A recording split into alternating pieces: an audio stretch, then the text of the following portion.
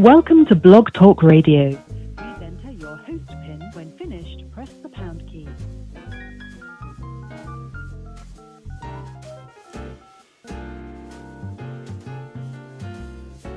To start your show now, press 1. To hear report. Your show will go live in 5 seconds. 4, 3, 2, 1.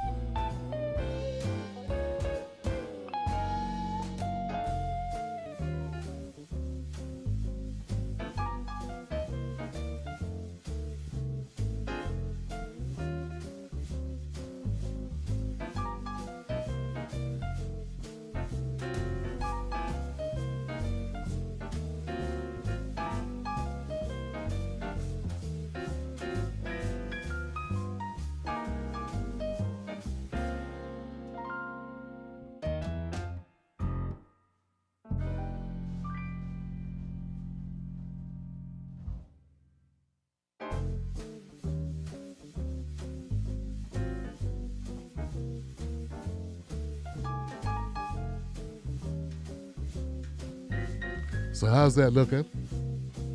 All right, Johnson, let's go.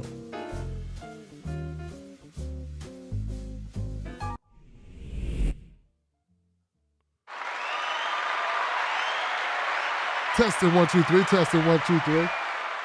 What is going on, people? How you doing? My name is Tim Black. Welcome to the Tim Black Show. On Tuesday, it's Freedom Tuesday, True Tuesday.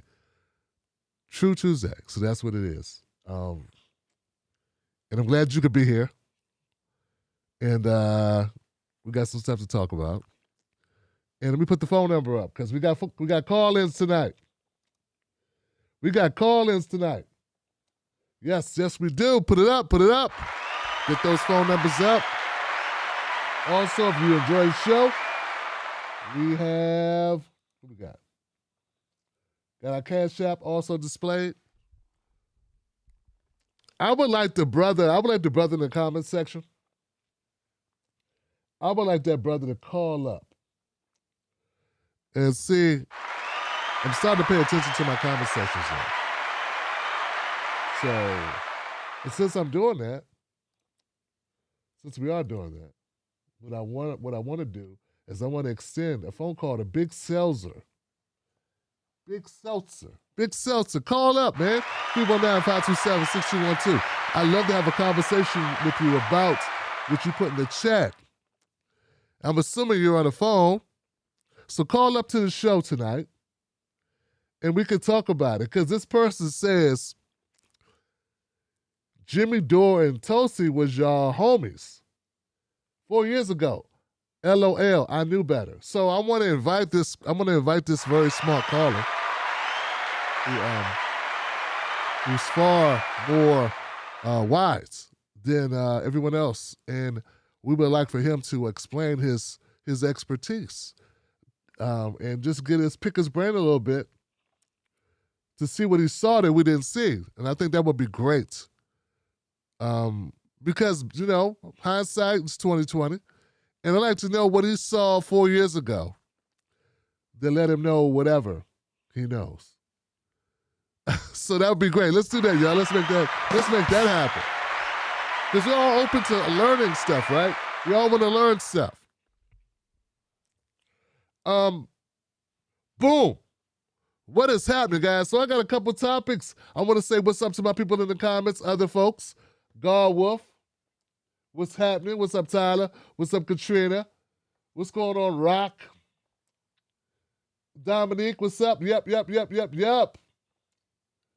Bird. Wild Worldist. Alicia. Diamond Hands. What's up, Diamond Hands? What's going on? The Theon 804. Yo. What's up? Cut the check, Johnsons. So we got people on Twitch. I gotta stop putting content on LinkedIn, man. And I gotta stop doing the Show some discipline, Tim Black. How's everybody doing though? Real talk, man. Facebook is Facebook in the house. Can't really check Facebook, you know? Facebook says, I do not meet their monetization requirements, though I have 145,000 followers on Facebook because they don't like my content. Because you only have to have 10,000. But evidently, I don't meet monetization requirements because we talk about stuff on this show that they don't like.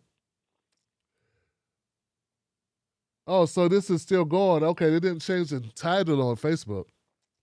What's up, Facebook people? How y'all doing? What is going on? Let me share this on Facebook. Share to your story public, I guess. And I don't know. It's shared out to my, there we go. I'm gonna copy the link. Let me go see if I can put this other places on Facebook, guys. Just in case. Facebook is a big player. It's painful that we don't meet the requirements on Facebook. You know, that's tough. That's tough, Johnson. But there is nothing, absolutely nothing I can do about it. No one talks to you. They won't tell you what it is. It says, hey, we got a list of requirements. You don't make them, so. Yeah, I don't know what it is. They won't tell me what it is. That's too much like, you know, nice. We got so many people, they don't give a shit. So it is what it is. Good thing I got this huge following. You know, good thing we're doing what we're doing over here. Damn, I can't even find where to post this.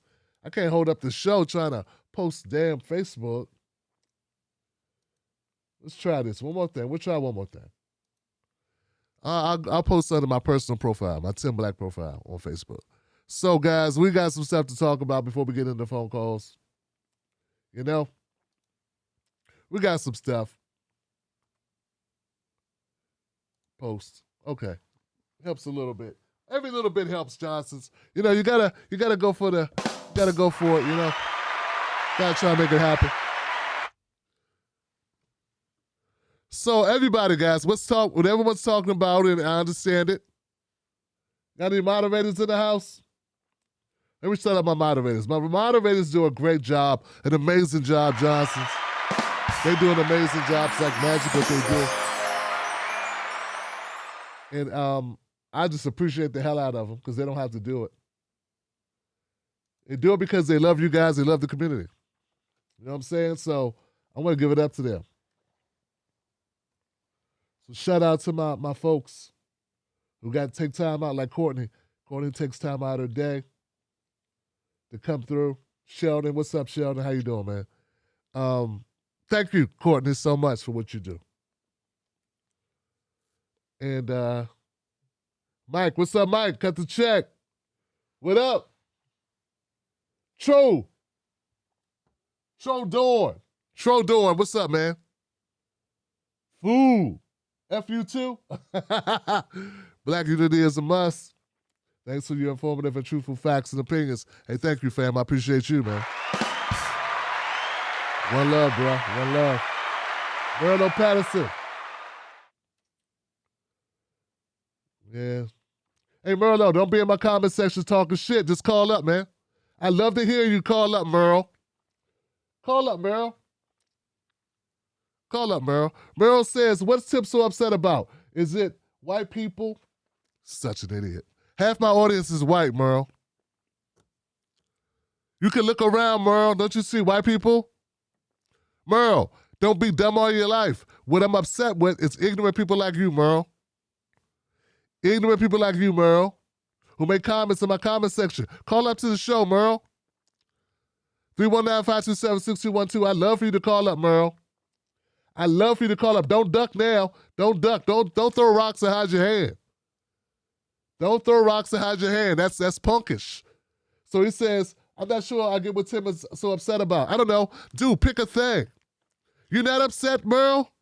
What planet do you live on? What kind of idiots? This is why America's so fucked up. You got people like Merle who doesn't even know why a person should be upset. For a second, guys, let's try to forget I'm black.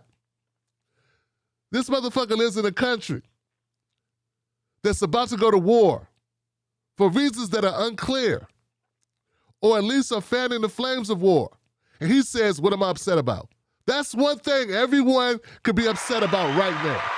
But not Merle. Merle comes in my comment section and he says, what's he upset about? White people. As if we don't have like 100 things everyone could be upset about. He could be upset about farmers being fucked by the system, union workers being screwed, jobs overseas, no health care, pollution, bad water, bad air, but not Merle. Not Merle. Pick any of those reasons I just listed. There will be very valid reasons for a person to be upset. We're not even counting the jab. We're not counting cancer. We're not counting all the other shit we all deal with. We're not talking about the price of medications if you have diabetes, or if someone in your family got an illness and you are now bankrupt. We're not even going to talk about the amount of homelessness in the country. But not Merle. Merle's a fucking rocket scientist. Okay, that's what he is. He's a very smart man. Merle, the phone number. Why is my phone not ringing, Merle? Merle Patterson. Why is my phone not ringing? 319-527-6212. The phone's open for you, Merle. Let's play. Let's play, Merle. Let's play, bruh. Come on now. I'll be your Huckleberry. Call up. See, this is the problem I had with morons. They love to talk.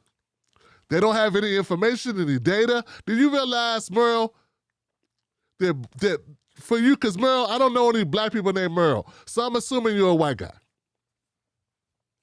You realize how many white men blow their brains out every day, Merle? Why do they blow their brains out, Merle? They're excited to see what's on the other side? Or is it because they're upset about some shit, Merle? Now, I could say they're blowing their brains out, Merle, using your logic, because they're tired of living with the blacks. Or is it only black people that could be upset with white people? White people are not upset with black people? It's amazing that I'm going to cover hate crimes tonight. So there are a lot of white people that are upset because they're committing suicide. Merle, is it okay that white people are upset? That's what January 6th was all about. White people being upset. 95% of those people, more than that, I'm being generous. I should say 98 or 99.2 of the people at the Capitol were white people. They were pretty upset, Merle, but it's okay for them to be upset. But if a black man gets upset, you make it about you personally. It's because he doesn't like white people. Merle, I'm about to ask you to grow up. I'm about to ask you to grow all the way up. Grow all the way up. All the way up. Grow all the way up. Grow all the way up. We can't have white guys that don't know shit, Merle. You're a detriment to the society. You're not pulling your weight. You're in the way. You hurt not only other white people, but you hurt black people, Latinos, Asian. You hurt the whole country. We can't make America great again when we got morons who don't know how America works. Do you realize how many veterans commit suicide every day, Merle? And you say, Tim Black, why are you upset? Oh, because I'm not a moron like you, Merle, who doesn't know what's going on in their own country?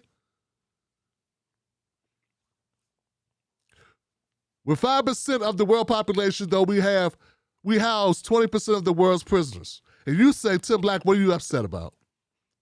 That's the reason right there, Merle. I won't even bore you with talking about black people because I know you don't give a fuck. I would tell you statistics that shows when white people had the cold, we got pneumonia, but you wouldn't care, Merle.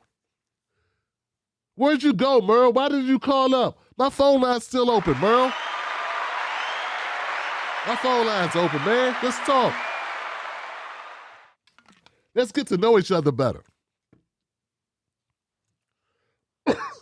I hate a coward, Merle. Oh, I hate cowards. Oh, man, nothing I hate more than a person who throws a rock and hides their hand. Oh, I can't stand them. This country wasn't built on cowards, Merle Patterson.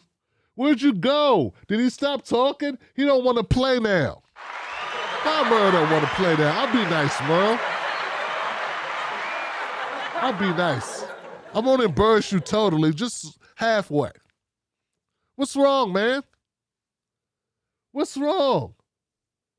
Why we can't have a conversation about how you don't know anything about the country that you live in? That you just walk around procreating and you give your kids nothing to start with because you know nothing. You allow them to be ignorant, willfully ignorant. They have a father who doesn't know anything about the country, doesn't know the state of affairs in this country. I mean, just from a worker's perspective, because I know all of us care about that. All of us got families and loved ones we want to take care of, dude. Our wages are stagnant and have been stagnant for a decade, dude.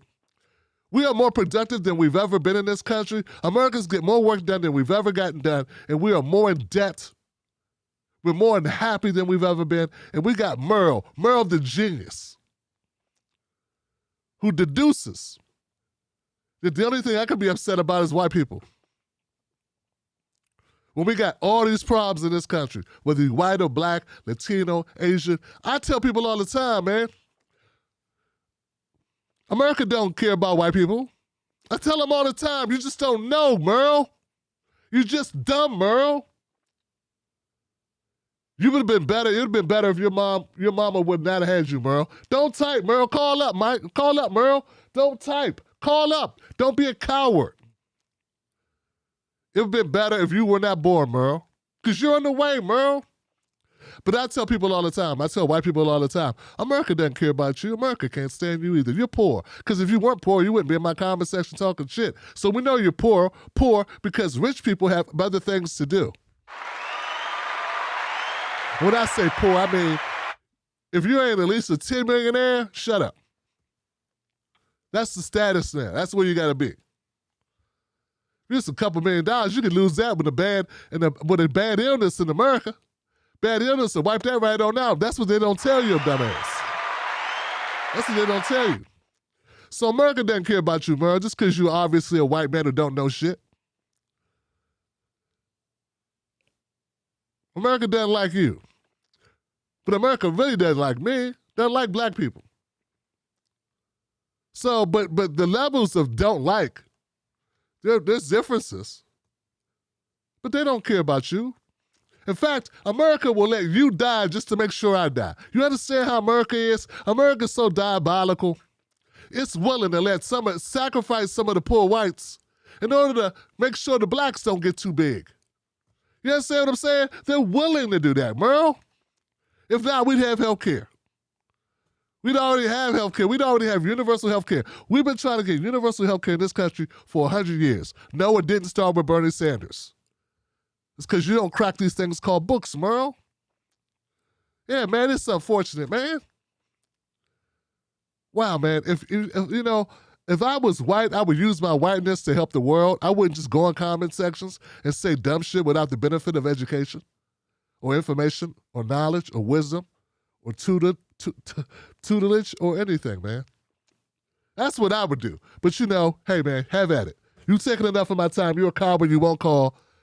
Kick this guy out of my comment section. He can go. He'll still be able to see, but he won't be able to talk.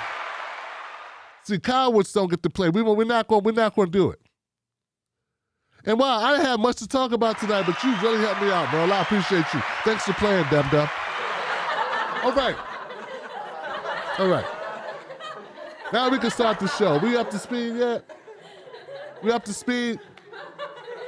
I could go down a laundry list, man. I had white people so upset they be ready to storm something. I started talking about all the shit that's messed up for white people in America, that other white people are too stupid and watching Hulu to know what's going on. Like, I could be a cult leader like Jim Jones, man. Because I actually know what's going on in America. I actually know the absurdity, the callous nature of this government. And what it allows to happen to little kids, man. They pretend to care about trafficking every Super Bowl. They pretend to care, man. They don't care. I mean, I actually know things, Merle. It would make you grow a backbone, maybe. You should tune into the show, but never, ever, ever comment again unless you crack a book. Just absorb information and take notes. Because everybody here cares about this country, Merle. They're not trolls. All right, so now let's go. Let's switch gears. I want to apologize to people that feel that was a waste of time, but every once in a while you got to let them have it. You got to give them the old 1-2. Got to give them the right there, Fred. The right there, Fred. That's what my comedian Bill Burr says. Give them the right there, Fred, sometimes. Let's talk about Ukraine real quick before we go to phone calls. Hey guys, I'm not gonna pretend to know everything that's going on with Ukraine. See, I admit when I'm out of my depth, I haven't taken the requisite amount of time, like really looking into it. But I can tell you this: I don't believe everything I hear. That I can tell you. I don't believe everything I hear. I don't believe everything they tell me. When all the news agencies are saying the same thing, I go, hold on. Okay, so this is the same country that told me they had weapons of mass destruction. Same country that told me that Assad put chemicals on his own people. I found out, not exactly what happened. That the Russians were trying to take us out with frogs or something. I don't know what it was. They said something about something got into the 5G or something. Like every time I turn around, it's these sweeping declarative statements. Oh, I don't know. The reason why we went into Iraq. Not true, right? So every time I turn around, there's these sweeping things that they say and do that later on we find out they aren't true, but that'd be like on the backside, like they staple it to the back of the fold. Page, 23 on the back, little corner. If they do that much, that's actually them being graceful. Typically, they say nothing and just smear anyone who ever contradicts them. So I take all the Ukraine talk with a grain of salt. I'm not so sure that Putin's invading. How would we even know? How will we even know what's really going on? How can we possibly know? Once America made its mind up that this is the way they wanted to go with the propaganda, I had no idea. Anyone that says they know for sure what's going on is just repeating what they heard on CNN or MSNBC or New York Times or Washington Post or some other, I mean, how could they know? They're classifying what Putin did as an active war, but that's how they classified it. Was it really an invasion of Ukraine? I don't know. So I take it with a grain of salt. It's sort of like when they say that the Russians stole the election, didn't find out they meddled, which could be anything. Like meddle could be this guy, this moron I just got through talking to. That's meddling. But did that stop the show? No, we're still doing the show. Sort of like how our elections went. Get what I'm saying? So they play with words. You really can't. Someone meddled. He meddled. Did he stop the show? He didn't stop the show. Sort of like what Russia did. In real talk, that's so these are things, So just to put a bow on Ukraine, I don't want people feeling too much trepidation about what's happening. We've been here, we've seen this before. We've been here, we've seen it before. And here's another thing, guys. Whatever they're doing, we really have no control over stopping it. So why would you fret, worry that your anxiety go run crazy, damage your health, impact your relationships in a negative way? Hey, man. I believe that people are not trying to leave the earth. I believe that self-preservation comes before pride. And I got a feeling that a lot of these rich bastards have collected enough toys that they're not trying to leave Earth just yet. And that's how I see that. So, okay. Let's go to Portland, Oregon. Now, this story, this is interesting. Who sent me this? Was it David Melford? I think it was David Melford. One of my regulars sent me this. Well, they hit me up on DMs. They said, Tim, check this out. Is this real? So a man identified in a Portland mass shooting railed against BLM protesters. So it's this guy in Portland. He's a suspect in a mass shooting that left a woman dead and several others injured in Portland. He railed against anti-racism protesters and the homeless, according to his roommate. Now, this was all reported by Oregon Live. The Portland Police Bureau identified Ben Smith, 43, as the shooter on Tuesday. On Sunday night, Smith got into a confrontation with anti-racism protesters, and these are Antifa. Allegedly. I'm not really sure, but I think that's what they mean. They were showing their support for Amir Locke, a black owner killed by Minneapolis police earlier this month. We all know Amir Locke. We covered Amir Locke's murder on this show. Smith fired at the protesters, and an armed protester fired back. Portland police said one person was killed and 5 others were injured, including Smith. He's hospitalized in serious condition. Police responded to a shooting in Portland, Oregon on February 19th. One person was killed and 5 others were wounded in a shooting at the Portland Park, where a march was planned to protest police violence. So he goes to counter-protest. He goes to counter-protest at an event he does not agree with, armed.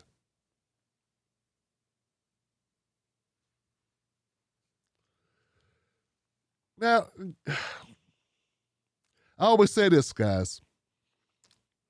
I always say this. These people will always hide behind their Second Amendment rights. But what about their rights to think to not be psychopaths? How about that right? How about the right not to be a psychopath?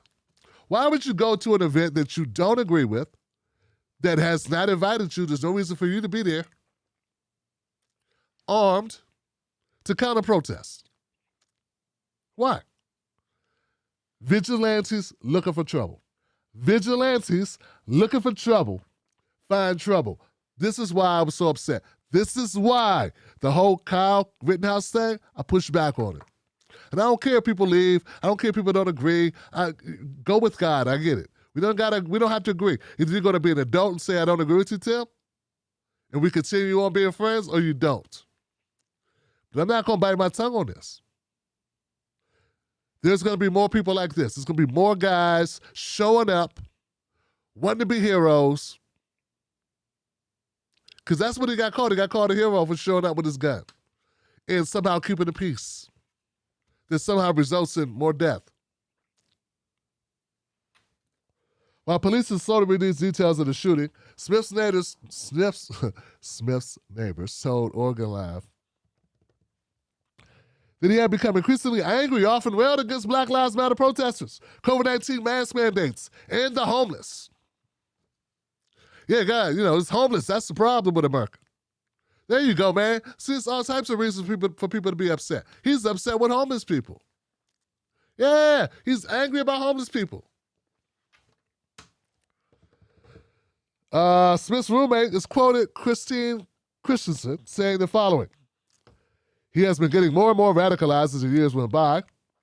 He went from FU, police to Blue Lives Matter in the last year. I'm sure he has.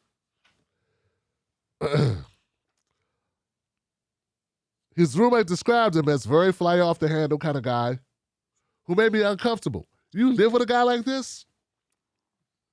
You gonna sleep? I know you gotta sleep with one eye open, Johnson. How you gonna live with a guy like this? That's crazy. There's no way, Johnson.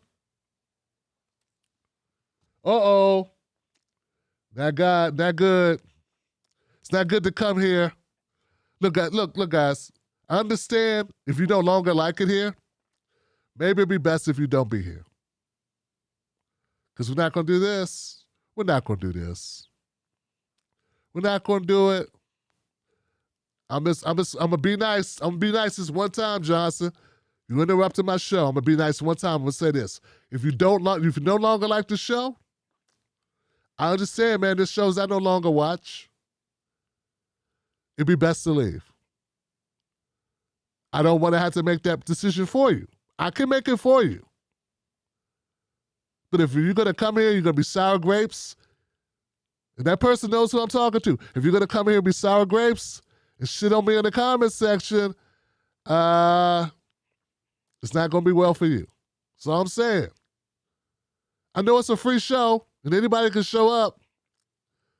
That's why people have pay shows, because then shows don't come, because people don't want to spend money to go to a show they don't like to talk shit in the comment section. So I'm gonna give you a couple. I'm gonna give you 20 seconds. 20 seconds to make up your mind. Because if you do it again, I'm gonna permanently ban you. And I'm a really stubborn person. I'll keep you banned, and that'll be it. It'll be a wrap. You won't be the first. Especially if you're not a member of the Wolfpack. How you gonna shit on the show you don't pay for or support? I know you think just watching is supporting, but no, supporting is supporting. All right, guys, back to this. Now, what's interesting about this, guys, is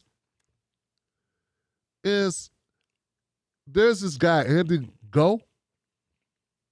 Andy Go, right? That's his name. Hope I'm pronouncing that right. I don't pay that much attention to him. Chuck Modi on Twitter, who I met at I think it was Chicago. I met at Chicago at Politicon, I think it was.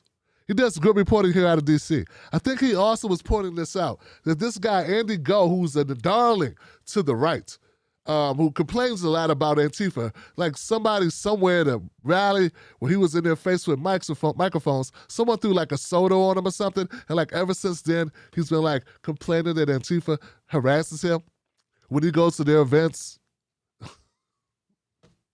You know, because he's just doing his civic duty to go to these events where there are things, there's rallies and protests that he don't agree with, that he goes to and talks shit at. I don't understand it. It's not like it's the Klan, right? Like, I know you may not like BLM. Same, like Ben Smith. I know he doesn't like BLM. He also doesn't like mask mandates. But like, dude, it's not like BLM is burning crosses on your lawn. It's not like BLM is dragging white people out of their homes and hanging them on trees. It's a slogan for most of it. It's just a slogan that anybody can use. But they feel an urge. They feel an undying force pulling them out into the streets, out into their cars, in their vehicles, to cities that they don't live, to protest, to counter-protest against things they don't agree with. They have not enough in their lives that interest them. And they come armed, and they are unglued. So this guy, Ben Smith, apparently is a big supporter or viewer of Andy Go. And I think that was determined through some posting. Some of his online traffic or his online posts will lead us to believe that. And that's unfortunate. Oh, that's unfortunate. Okay.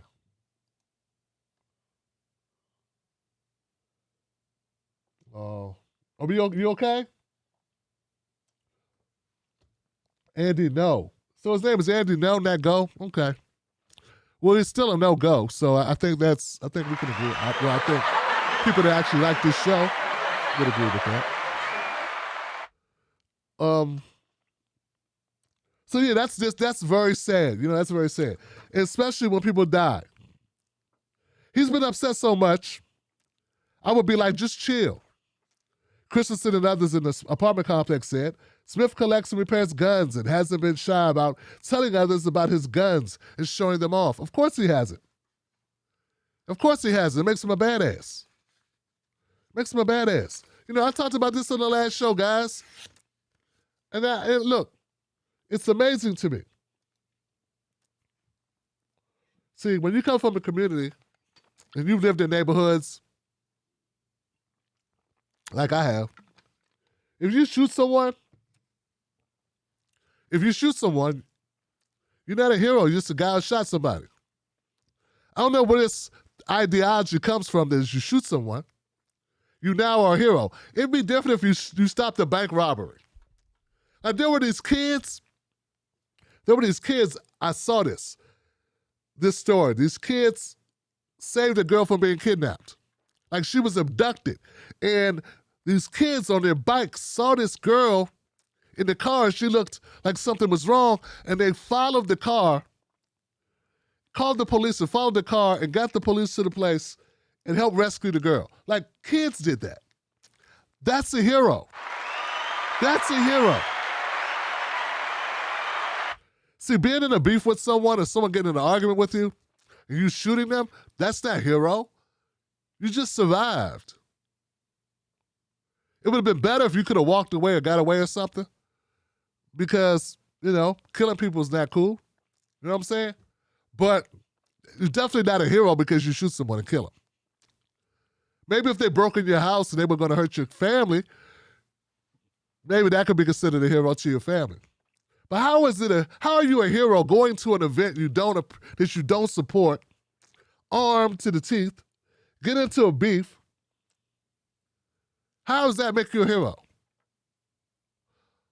Only to the people that hate that organization are you considered a hero. Because the rational people, heroes are stopping crimes or death, natural disaster, rescuing people.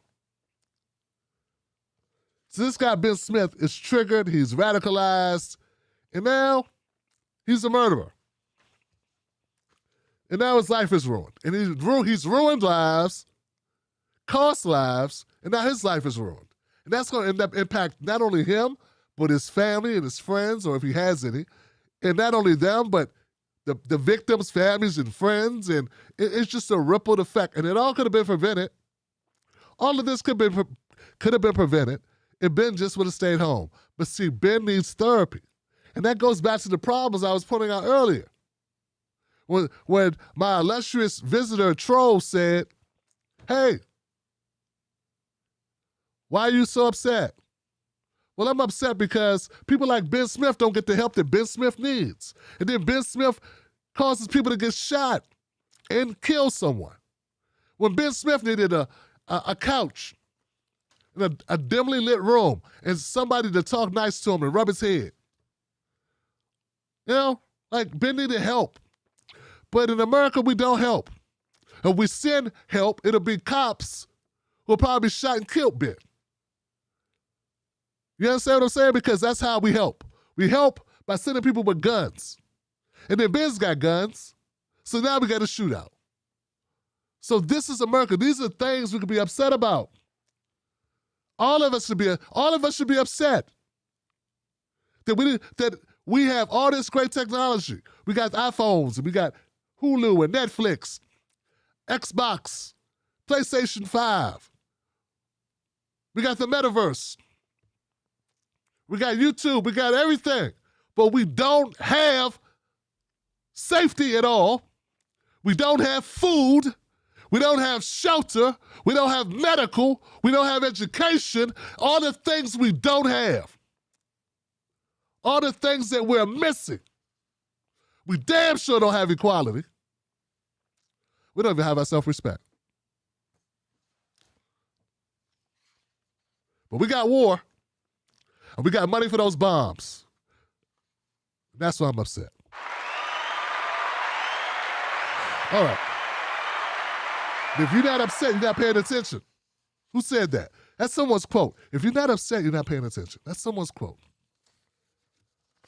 Last thing before we go to phone calls, Johnson. Last thing. So on this channel, we've covered the Ahmaud Arbery trial, the murder of Ahmaud Arbery. We covered the conviction.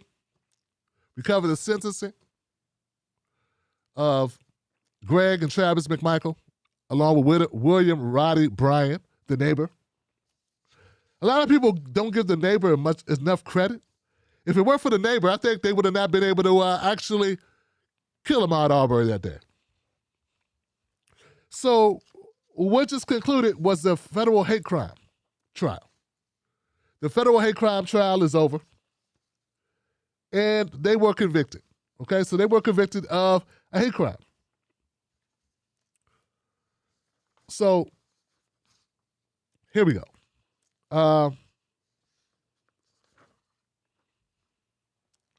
They were found guilty of interference of rights, a federal hate crime, and attempted kidnapping. So as we know, this comes 2 years later, after the actual murder of Ahmaud Arbery back in February 2020, February 23rd of 2020.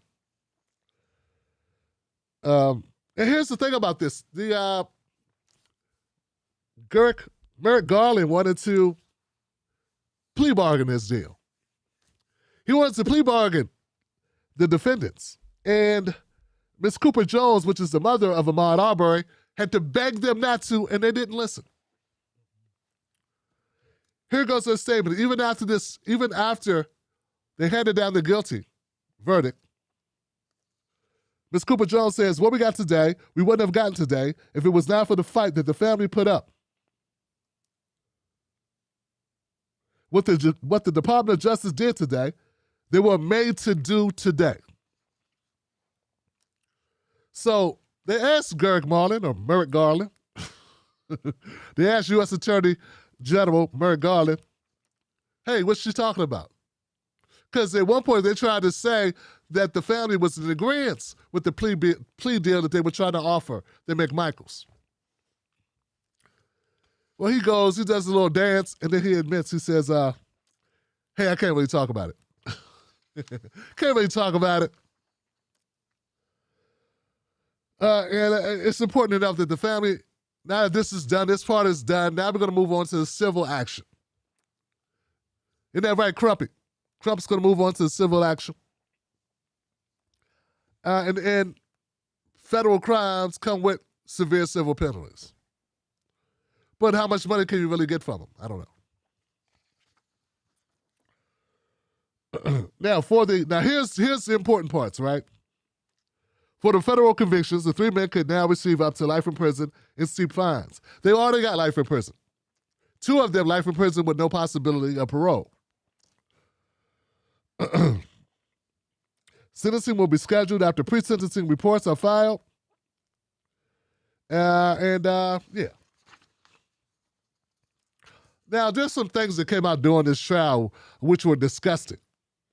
And the reason why it was so quick, it was like 1 day of deliberation, if that, was that the evidence was so damning, Johnson. So damning. I mean, for Travis especially. Travis was online threatening black people. He'd watch a video and just post online about how he wanted to kill black people. Like literally, I would blow his brains out. Shit like that. I would blow that N-word's brains out. That's something he typed. People he didn't know. This is not about Ahmaud Arbery. Just generally, anything concerning black people, he had some negative racist shit to say. And they found all this shit in his phone, in his apps. Horrible. William Roddy Bryan, sort of not as bad, but bad, Racist, obviously. His daughter was dating a black kid. He railed about that. This N-word dating my daughter, shit like that. But not to the extent of Travis. Travis, straight up, hardcore racist. Kill 'em all type guy. they're lower than human, black people are subhuman. Like, he typed these things. Typed them. The prosecutor, Christopher Perez, spoke in one example under a Facebook video appearing to show a group of primarily black teenagers beating up a white teen. Travis McMichael commented, "I say shoot them all." He referred to the group as monkeys. They said that the three pursued Arbery in a fit of vigilantism. And they did it because they saw a black man in their neighborhood, and they assumed the worst of him because he was black. This wasn't about trespassing. This wasn't about neighborhood crimes. It was about race, racial assumptions, racial resentment, and racial anger. Perez argued the defendants, after the killing, told police that Arbery had been caught breaking into houses. But the truth was he never broke into anything because there was no doors to break into. And that there were also a lot of white people who were on those security cameras who walked into the place, looked around the construction site as well. And neither of them, just like Ahmaud Arbery, ever left with anything. They just looked at the place. They're like, wow, look at this. And they just left. But when those white people left, no one thought they stole anything. But what do I got to be upset about? I got nothing to be upset about.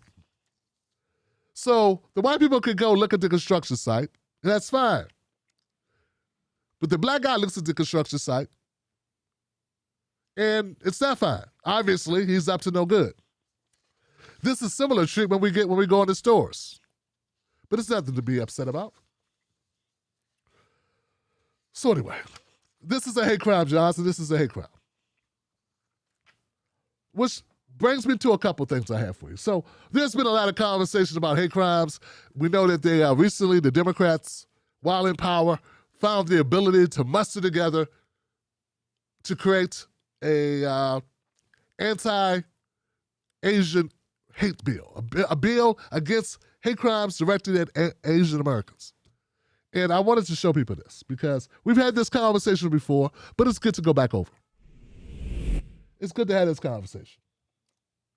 Because, people rose. Let's start with this video. Check out this video. People rose. The number of hate crimes in the U.S. rose last year to the highest level in more than a decade. The FBI recorded 7,759 hate crimes last year. That's a 6% increase from 2019 and the most since 2008. Attacks against black people rose from 1,930 to 2,755 in 2020, while the number of crimes against Asians jumped to 274 in 2020, up from 158 in 2019. The 2020 data was collected from more than 15,000 law enforcement agencies across the country. Okay, so and let's go here. So here goes our key, okay? And as you can see, total number of race, ethnicity, ancestry, single bias incidents, okay? This is racial bias or hate crimes. Anti-black, anti-white, anti-Latino, anti-Asian. and you see 2019 and you see 2020. We do not have the data for 2021 just yet, okay? But here we go, okay? So these are the numbers.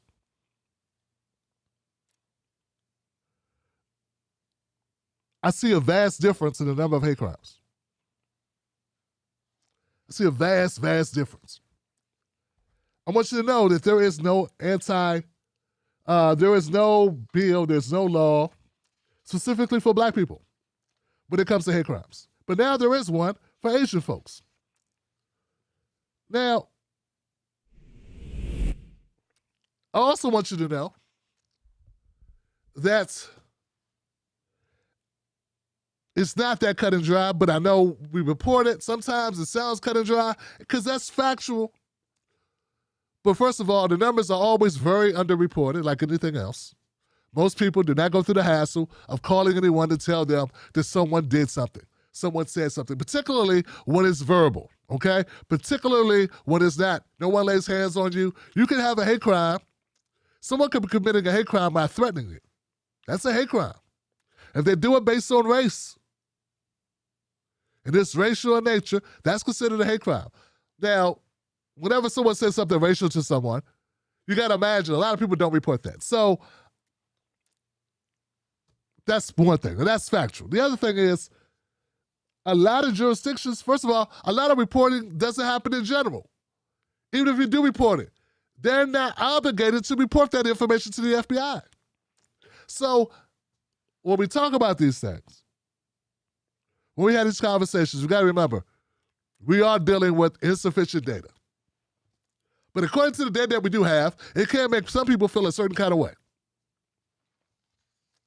A certain kind of way. And there is definitely an increase in hate crimes in general. But let's keep it real. When we're talking about the difference between, it's an increase. But we're talking about the difference between thousands of hate crimes for one group and not so many for the other group. Like less than 200 for the other group or less than 300. We're talking about 2,000, over 2,000 for another group. It can lead to animosity. And look, I'm telling you this because I believe part of the strategy is to create animosity. Yeah, I think they want to create animosity between groups.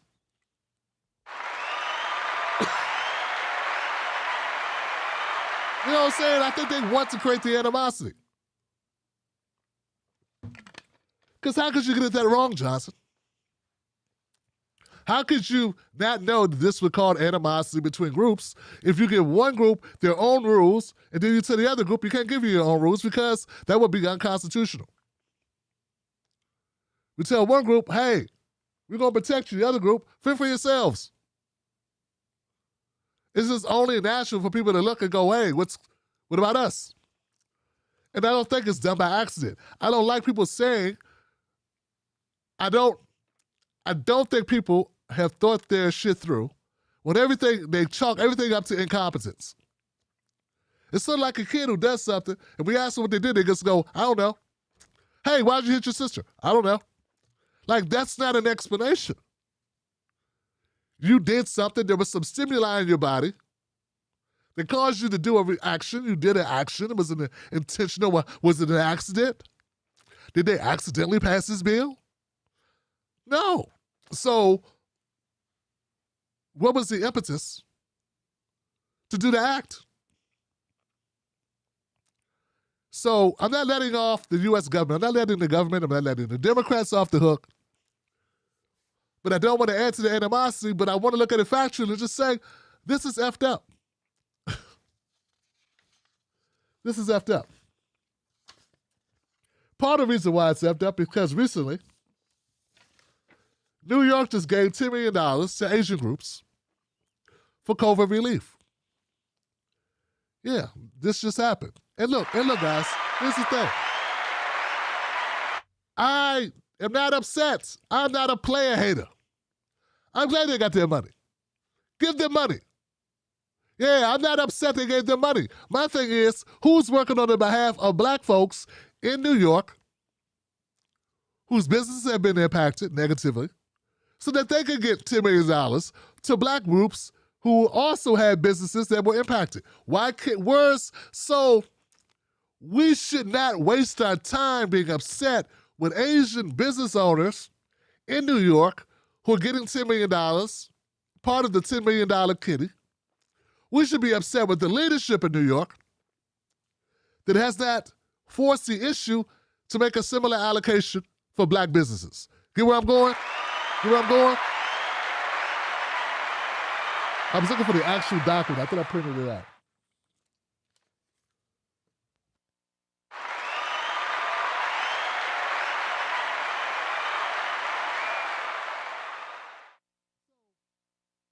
So, guys, that's where I'm at on this. And that's the way I feel about most things.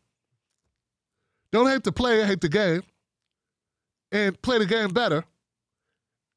And use the good stuff, the good outcome, to your benefit and say, oh, we want what they got. And then make them publicly explain why you don't get that. And then punish them. that party, those people in power. So the governor of New York is the one who did it. Punish them. Punish her. Punish them. For not doing likewise. But first you have to make the demand. And what happens when you have a disparity? See, I see people reporting on this, guys, and I know this is, bear with me on this. This is important. People are reporting on this, but they're not taking it to the next level. They're just riling people up, getting people upset. What I'm saying is, use this. This is good. This is good. Nah, this is good. It's good because now you get to say, what about us? Not only do the Asian business owners get help, but now you get to say, what about us? And they got to come back with something. They can just tell you, well, what about you? Okay? The problem is we don't have the advocates. The problem is advocacy and people getting that bag, Johnson. Because I can't be the only person thinking this. What I'm tired of is people just eating off the anger and frustration, passing the hat for a GoFundMe, passing the hat for more subscriptions, passing the hat for their organization, but not pushing the issue for how we should deal with it. Getting upset and joining my live stream is not enough to deal with it. What we need to do is be strategic and say, where's the leadership in New York? New York leadership, black leadership, needs to press the issue, because I'm sure the Asian folks weren't just minding their business and somebody said, hey, you guys, want some money? Nah, man. Nah. I don't think that's how this works. Okay? It's not how it works. This is a U.S. government we're talking about. A government that won't give you health care, don't want to give you community college. Something that all the rest of the world has. All the Western world has these things. Community college, health care, okay? These things done. Don't even think about them. Move on to other shit you don't have. What kind of country would we be if we didn't take care of our citizens? That'd be horrible. It'd be like we're a bunch of, brutes if we didn't take care of our citizens. Not America. Blame the citizens for them not having coverage. Blame them for it. So, having that type of mindset. There are people that don't want to go the extra, they don't want to take the extra step. They'll say, Tim, you're cooning. Just because I say, I don't think our energy is best spent hating, being upset that the Asian businesses got $10 million out of New York state government. We should be upset with black leadership that's not getting the similar outcomes for black business owners in New York. And then the Asian business owners and the black business owners can go, after we get it done, we can go, yeah. And we can work together, not even by working together. Get what I'm saying? And that's a lot more positive. Doesn't that feel better than just being mad and building up somebody else's live stream as they shit on and complain and be angry, but nothing gets done? And then that person who, and look, I can do that. I can get loud and indignant, and my rants are biblical. I can do that all day. But see, I actually care this shit gets done. I'm not just here to make a buck. I don't just want to film myself in other countries on your money, on your dime, enjoying myself. I actually want us to succeed. I actually want us to do better. I actually want better outcomes. So instead of saying, this is sellout, this is, no, this is strategy. Strategy. Now, it's possible what I'm saying is already being done, and if it's being done, I support you, brothers, sisters. I support you. If this is being done, if this is a game plan, because I don't know everything, maybe it's already in the works. Maybe I'm preaching to the choir. Maybe this is already what's going on, and if so, I applaud you. How can I help? But if it's not being done, it needs to be done. We need to do this. Because us being angry at the other groups who are also living under the same system that we're all living under does not help us do better. It does not help improve our system or our position. It does not help us improve our lots in this society. That's all I'm saying. What it does is raise your blood pressure and cause animosity. And at the end of the day, it doesn't help us. So that's all I'm talking about. Hope that makes sense, Johnson. I hope it makes sense. All right, okay. Because America loves a loser. All that is that you lose and continue to make money off your losing. They'll make money and fundraise off your pain. They'll ride a news cycle off your unrest and your protest. They don't want us to think strategically. They want us to just be angry. Because you ain't got to give people money when they're just angry. Right? All right. Woo. All right, Johnson. All right, Johnson. So now, that makes sense. That makes sense. Anybody with me on this? Okay. Whew. Let's do it, Johnson. We got time for phone calls. You guys ready? We'll call up. I'm done talking. I think I talked enough for tonight. Hey, I think I did enough talking for one night. And I'm gonna open up phone calls, man, and bring you guys in because Lord knows, I could use your opinions on this thing. Tyler, I did not know you were young man. Give it up for Tyler, y'all. I wanna recognize this young guy in our comment section, Tyler Hoffman. I want to recognize this young guy. He's one of our sons. He's one of our young men. One of our young men, and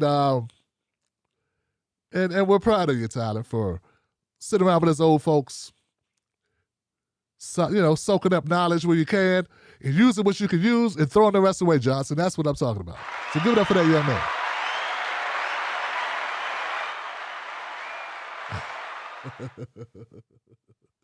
Yes. Okay, I'm going to call. I got a 954 number in the queue. 954, you are live. What's your name? What's your comment? It's Marcus in Miami, Tim. I have to catch my breath after that one. You done the talking. Well, go ahead, brother. What's up, Marcus? Glad you called in. What's on your mind, brother?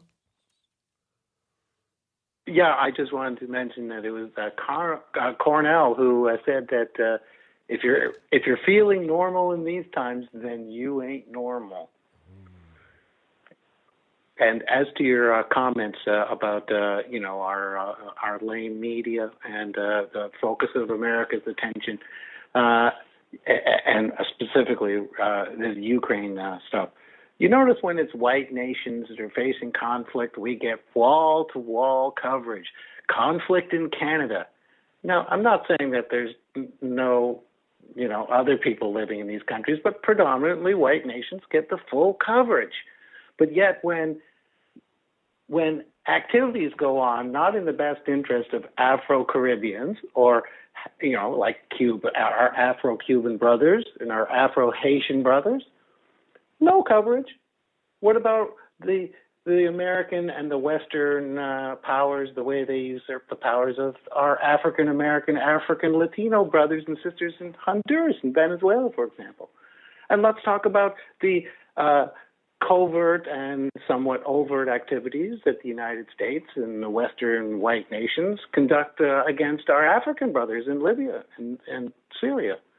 So, our press is completely ridiculous in the way it refocuses our attention and focuses America's attention always on white people's problems. White people standing up, white truckers gathering around and blocking other white people in the city becomes a major, major problem for other white people in our white press.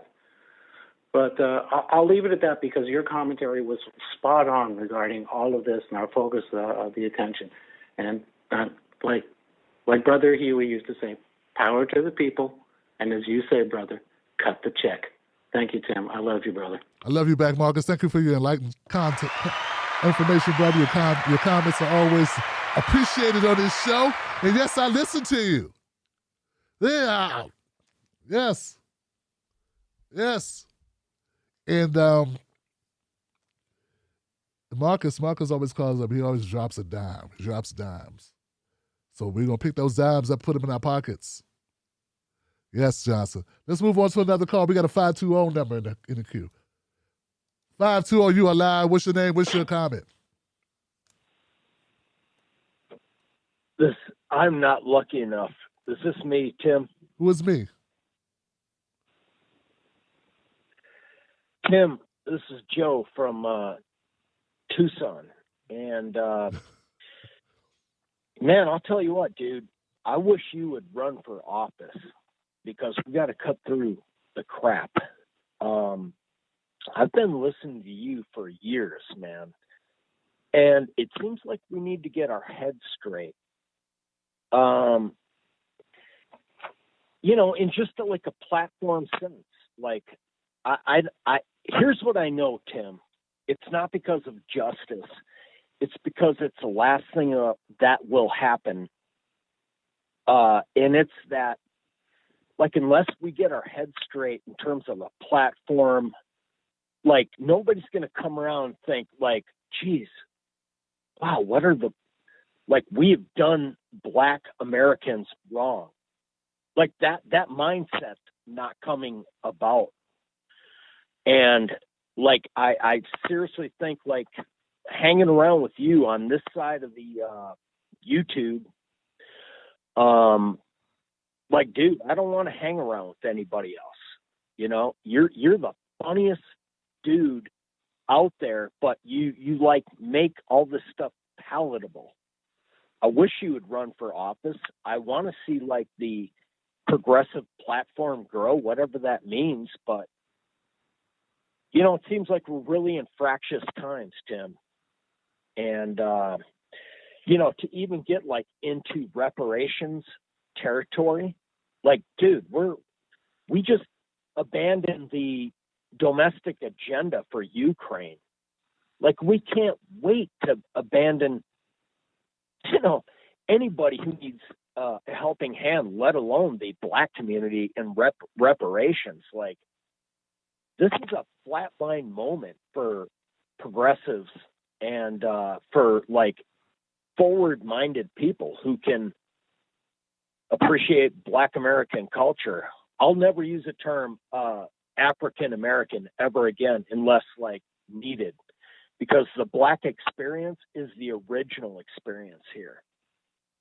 It just it's really punishing, Tim. Any thoughts you can help me with?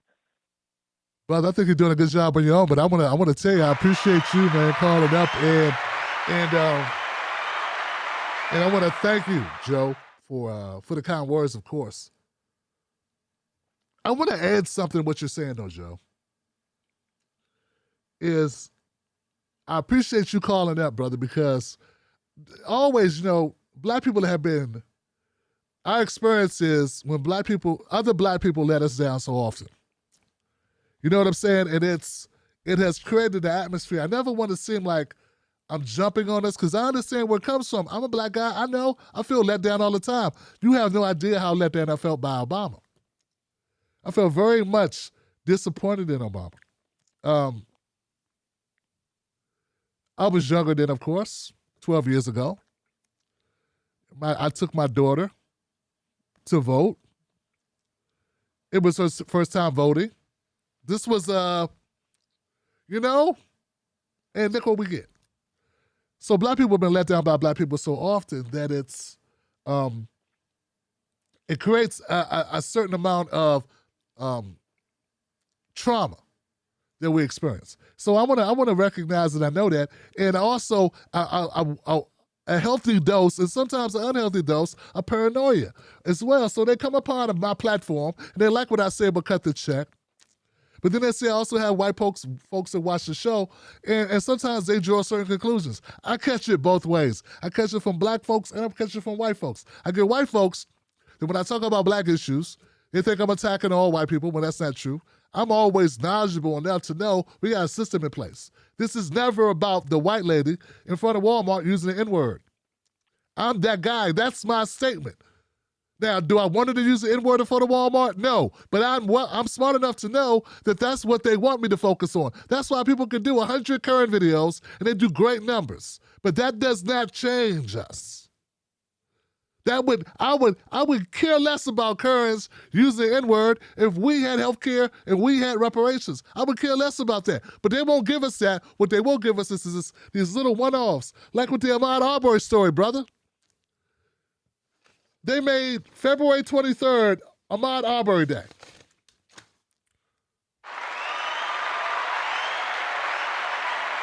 But to me,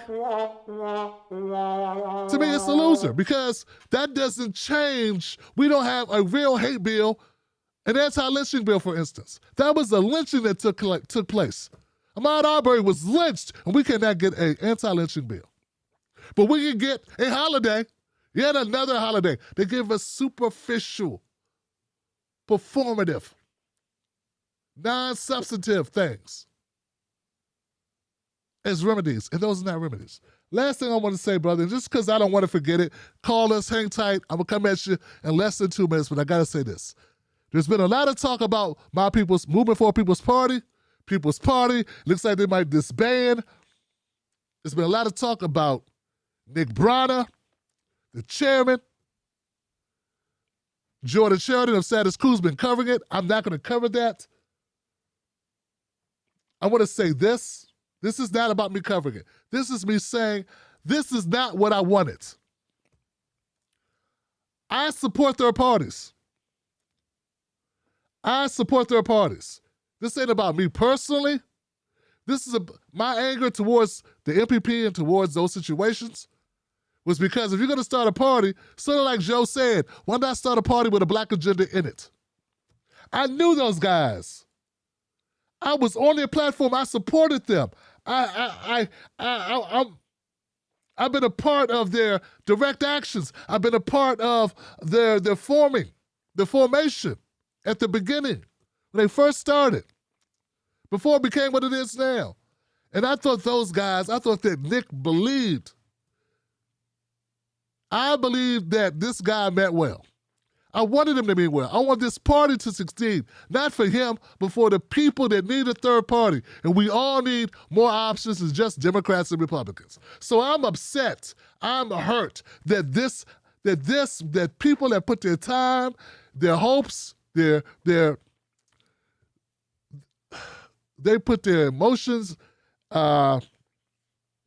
in this party, and for it to come down to this. It's a disappointment. I do not relish. I do not revel in it. I'm not happy about it. Now I hear that there's some allegations of sexual harassment and some other underhanded dealings. I'm not happy about it at all. Okay? I want to direct people, if they want to follow up about it, want to know more about it, to go check out Jordan Sheridan. I trust Jordan to do a great job on this and to cover his bases and to do a thorough analysis of it. All I'm saying is, there will be no chest thumping. There will be no celebration here. It's unfortunate. It is sad. It's a missed opportunity. And what it does, it sours people to participate in electoral politics when this type of thing happens. That's not a win for us. It's not a win just because it looks like they're going down. That's a loss. That is a loss, Joss. All right. Now I'm going to go to the next call. Thank you for your patience. 423, you are live. What's your name? What's your comment? Hey, Tim. Joy. Are you 423? Yes. Who's this? 423. Okay. This is Consuela. I get excited. Oh. This is Consuela. I have so many talking points, so many things that I want to say. First of all, I watched Unpause yesterday. I don't get to watch the show often, but I stay tuned. You told them. Didn't you tell them? Didn't you spit game on them? Sorry, I get excited. Let me calm this down. Didn't you tell them about everything, about every person? Didn't you tell them? That's right. And you kept saying, I told you. And I was like, didn't you tell them? Give me a minute, because I like to just spit my truth and get it over with, but I have to say some other things. Please do. Take your time. Born and raised in America, I'm a 46-year-old woman. I have I was top of my class. I graduated top of my class, high school, did 10 years of college, got a nursing degree. I got 3 degrees, bro. 3. And I still can't get ahead. You know why? The system is designed to hold us down. And I'm a black woman. And I smooth. I really smooth through the system. I really can. But it hurts. And I can't keep on putting up with the bull. I can't hold my head down. I can't. That's not my nature, to hold my head down and say nothing. And be like, oh, everything is okay. And then I see some shit on Reset. Shout out to the Khaleesi's. They'll be giving them. They'll go out on their asses, and I be wanting to do that shit. They'll go off on their asses. Okay, so anyway, I'm gonna run it back. My point. I got points. I write points down because I'm an educated bitch. I can be enraged about it all. I can be enraged about all the injustice and feel heartbroken and torn and like if there's nothing I can do. Fuck that. I'm not that person. I believe in the revolution. Again, I have to run it back. I've done all that shit. You said it after I called. The last time I called, you said something poignant to me. I've been through it. I know it. I can work through the system and hold my head down and be okay about it all. But I'm not that person. I've never been that person. I knew I was fucking enraged about these immigrants. And I'm not an immigrant. Like, I'm not against immigrants. Don't get it twisted. I'm against the government giving them shit. Like, they can get gas stations and fucking schools and they can come in, and I'm not against that. Don't get it twisted. But I've been here. I was born and raised here. And I can't, and I fucking pull myself up by the bootstrap. Because I came from nothing.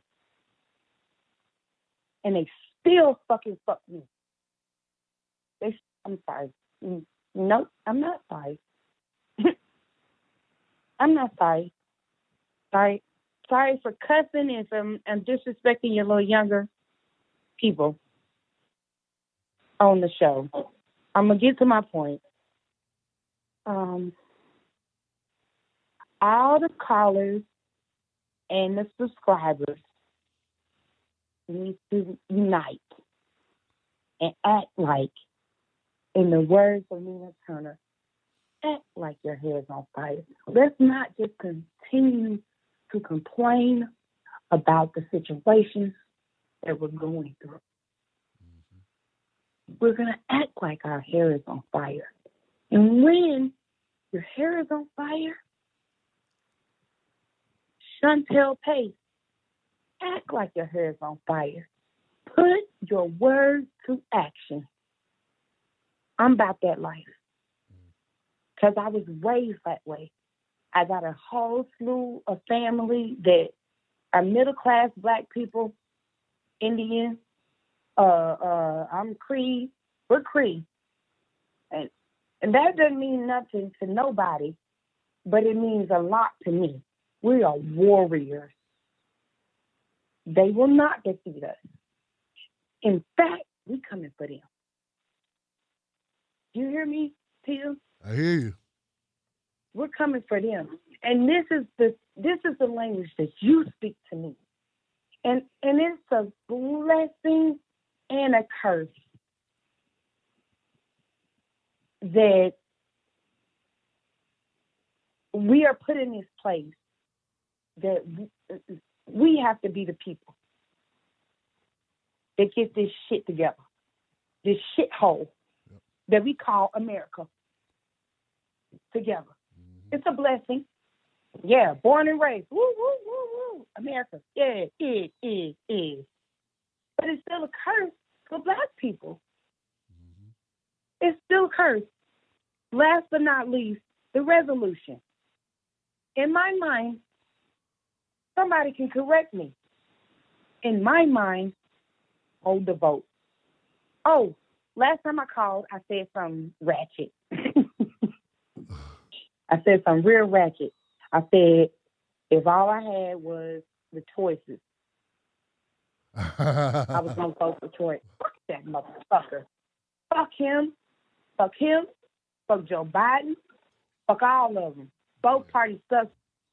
Both parties suck, Johnson. We need to hold our vote and show them you need us. They need us. Fuck what you mean you need us. You need me. You need the underclass.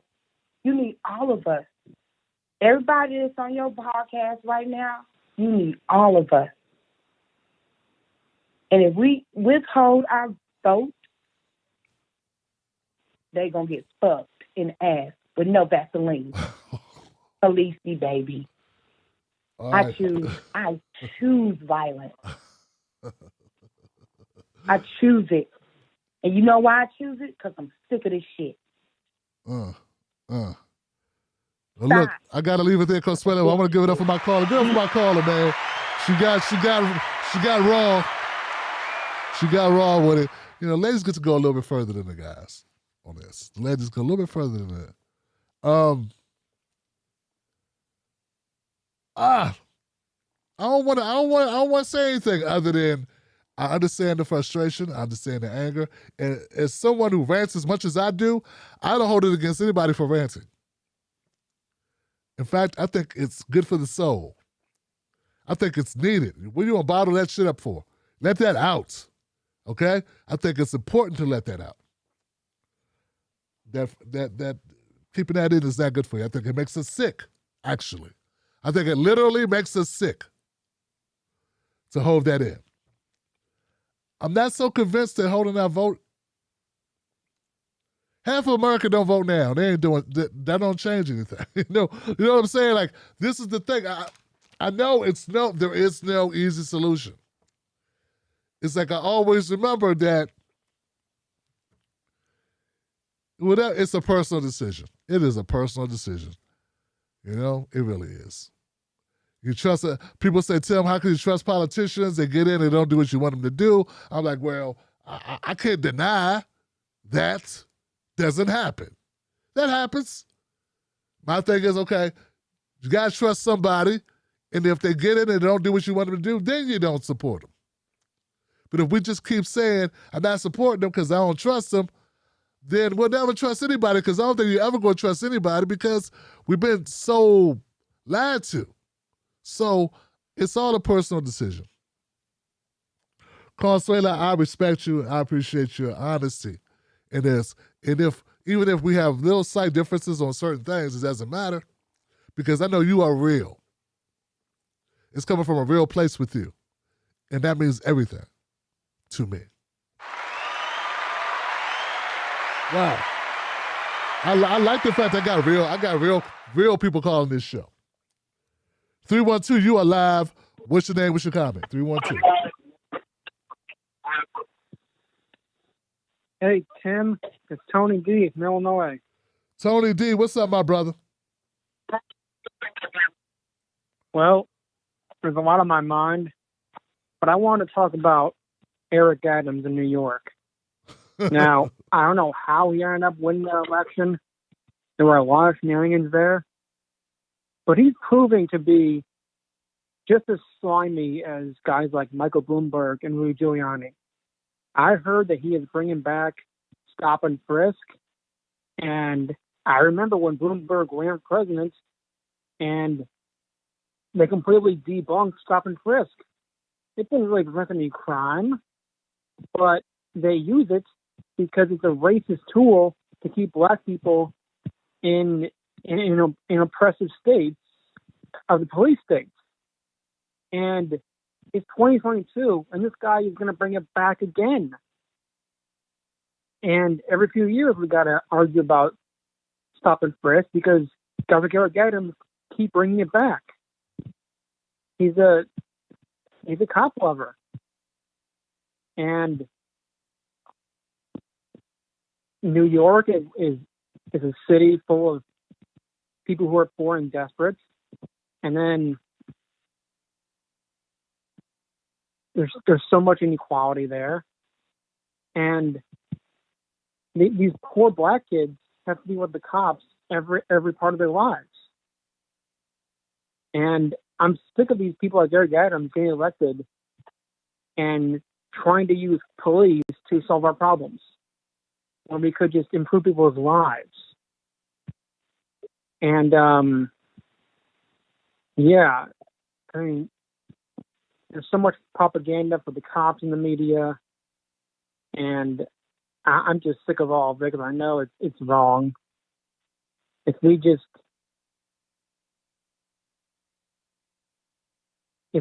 change the system so that people actually had better lives with better jobs, better schools, then we wouldn't need to stick the cops on them and they wouldn't be committing these petty crimes. That's all I got, Tim. Yeah, well, hey, look, Tony, thank you for the phone call, man. I appreciate it. My brother, I know. The thing about Eric Adams is he's a former cop. The other thing about him is he ran on this shit, Tony. So it's not like he snuck this in on him. He ran on bringing back stop and frisk. And so many New Yorkers are pissed about crime. They're like, hey, it won't be me. So bring it on. So that's what it is, man. So that's the most frustrating thing about it was he did not hide it. He did not hide it. They voted for it. That's what they wanted. I don't think Bloomberg campaigned on it. I'm going to 847. See what a black guy can do doing what white guys do? You can get away with doing it in your face. 847, you're live. What's your name? What's your comment? Hey, 847, projected from heaven. Bobby P in the place to be. Guy from the Shy. If the people can't get respect, at least give them that check. I'm going to skip my people party thing, you know. But Ukraine wants the prices to go up, and people are going to get upset, and, you know, we'll see where that goes. It's unfortunate. You know, I guess I'm going to use my time to talk about Tulsi. And just and thankful for happy Black History Month. You know, I enjoy watching African American or Black History movies and getting a part of the experience. You know, it's a great way that artists like help people who don't know. Like you really experience it. You see the relationships go on. You know, all of baseball stories and people who did the first time who triumphed over a lot of things, and everybody could see the injustice. And it seems like the audience like knows it, and then you watch the characters and they it's like they don't know it, and you just wish you can go on the screen and you know, we get that experience. We get to take that to our real lives instead of some screen. We get this whole planet to do it. But I guess I'd listen to your show for your great judgment. You know, if I had to go to trial, I'll let you be a judge. You know, you got great vision and you call it for real. I noticed, I used to be a big Tulsi person for real. 2016, before that, I was like, she could be the next president. Like, you know what, get out of the way, Hillary for first, get out of the way, Kamala, you know, Tulsi. You know, I loved her until she kind of went soft, like jingoism, like, you know, super hyper patriotic and military, you know. And I don't mean to be harsh because, you know, she whenever she talks, it you know, she touches my heart, you know, like I want to, you know, and the thing is, like, I liked her because I thought she was a great middle, like, kind of for that. She has military experience, you know, great military experience. You know, she's commander-in-chief job, right? She's a woman, daughter of a senator. You know, she wants to stop wars, wants to clean water. You know, she used to be about water woman and going to classes and teaching kids in schools. Like, that's what I'm talking about. You know, she was at Standing Rock, and, you know, she got into the hot kitchen of politics, and Clinton wasn't pleased. You know, her team is rumored to be vindictive people. So it makes sense Tulsi is just done. and she's going to go to like more conservative. And she even said before, like, I want to retire. I want to have kids, and I want to put politics behind me and working my whole life, and I'm ready to have kids. And, you know, she just thought she had to go in for a presidential thing. And you know, I don't know, she totally changed. I mean, I was a big fan up to like a year ago, maybe a year and a half, 2 years ago. And I just was like, you know, this is what it is. And I still liked her despite, you know, I still like people even if we got different opinions, because we're grown. You know, I see that she's not like an awful bad person, and she's sticking to her convictions, and that's good. And but you know, unfortunately, we changed. They say like I think Thomas Jefferson was you know, was it like a politics? You gotta, when you stand in the river, you gotta not move. I'll fix the quote. I get that. I'll call you back on that. But you know, I'm just hoping her CPAC speech isn't so cringe. You know, I'm gonna watch that, and you know, I get it. She's got a job to do now, and you know, she's retired. She's gonna do speaking, and you know, I hope she reaches people and she takes the time. And because I thought what would make her so great was she could bring some of those white people, white voters, to the more humanitarian charge. You know, that lets us to be more human, which is what, like, all your callers are calling about and they know about, and that this isn't right. We can do better. And, you know, and I want to just thank you for your show, and I'm going to leave it at that. Everybody have a great Friday. I hope Friday call-ins are cool. They always are. Thank you, everybody. Have a great one. Goodbye. Bobby P, y'all. Give it up. Give it up for Bobby P, y'all. And you know what, Bobby P, I want to thank you, brother, for calling up and for reiterating or reminding people of some good attributes that people may have saw in Tulsi Gabbard. Because everyone's, you know, hindsight is always 20/20, and people are quick. Like, there was somebody in the comment section when I first started the show, and they were like dumping on her. I'm like, oh, whoa. What did you see 4 years ago that made you be like, she's horrible? Because 4 years ago, she was standing behind Bernie, supporting Bernie. Bernie had not given up an election yet, so you didn't have that shit to say. So what did she do 4 or 5 years ago that you were so hell-bent on she's such a horrible person? Like, I give people the benefit of the doubt. And I'm not a person, and I don't claim to be a person who knows a lot about foreign governments, who knows a lot about, for instance, Modi. John Cusack, the actor, is the person who was like, Tim, like DMing me, like, Tim, bro, you need to look at Tulsi's relationship to Modi. I'm like, I don't know anything about this guy. Like, I legitimately don't know foreign relations to that extent. I focus on domestic shit. I focus on what's going on in my community. That's my background. That's where I'm comfortable. That's my wheelhouse. I can talk to you about black plight. I can talk to you about health discrepancies. I can talk to you about mass incarceration. There are things I know that a lot of the people that cover foreign news doesn't know at all. But I know that's not my wheelhouse. So for a person who does not know about Modi, and I'm hearing Modi wanted to do these things to Muslims, like, you're not focused on that. I hear her talk. She's like, hey, I don't want, we need to end the wars, bring the troops home. I'm like, okay, I'm with that. Then she's at Standing Rock. A lot of people forget she was literally at Standing Rock. That was a big deal. I supported that. I supported my folks in the Lakotas and the Dakotas. I did live streams about it. I tried to help raise money for it. I was even going to go to Standing Rock. So these are good things that people saw her do that may have led them to like support her. There were people that say, I knew all along. Do you remember when she was at Standing Rock? Did you support that? Just wondering. Because a lot of people, like even myself, like I forgot, oh, that's what I liked. So I appreciate you, because I put out a little short video about it on my Shorts channel, my Short Shelf here on YouTube, where I'm like, hey, I saw it 2 years ago. But 5 years ago, I saw her, Bernie, and Nina, and I thought, cool. Somebody with military experience. I don't know her military record per se, but she has that experience. But here we are today, and now she's going to speak at CPAC. I make no excuses. I've been calling her out for a couple of years now. It is what it is. And I tell people, don't be upset about being fooled. Just don't stay fooled. If someone fools you, okay. You're a human being. I'm a human being. People are good at what they do. It's okay. She's a good speaker. She initially supported some issues that you agreed with, that resonated with you. It's not your fault. And also, people change. People change.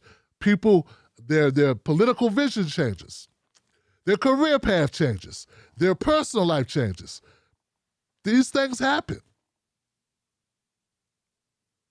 Maybe Hillary coming at her with razor blades and lemon juice may have had something to do with it. Hell, if Nina Turner tomorrow woke up totally pissed because Clyburn and the Democratic machine and Hillary Clinton came at her and cost her what I thought was a very winnable election, would you blame her? So I'm just saying, like, I'm not taking any heat off of Tulsi Gabbard. But what I'm saying is, I'm not seeing, it's like when I go hard on somebody, it'd be nice to have some people going the other way or being in the middle. But as I reflect on it, and then I get callers like this, like Bobby, I remember, okay, everything wasn't bad. Okay? Everything wasn't bad. Initially, if you didn't look close at Andrew Yang, I could see why people thought he was a good candidate. He was talking about UBI. He was talking about issues that affected working people. He ended up being more of an opportunist, in my opinion. Okay? Then he went back on Medicare for All, and I was like, okay, that's it.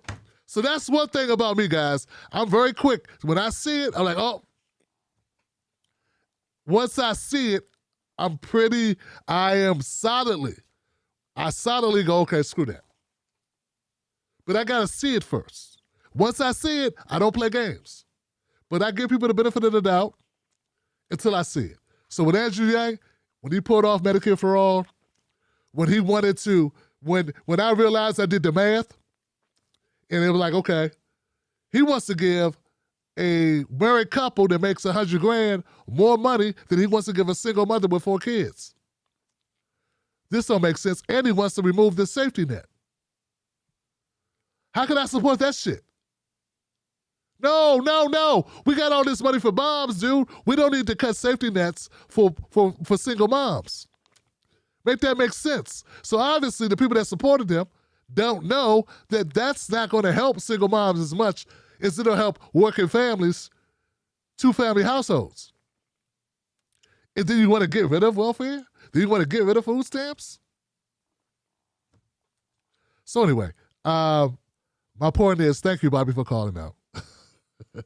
Thank you for calling out. It is what it is. We are where we are.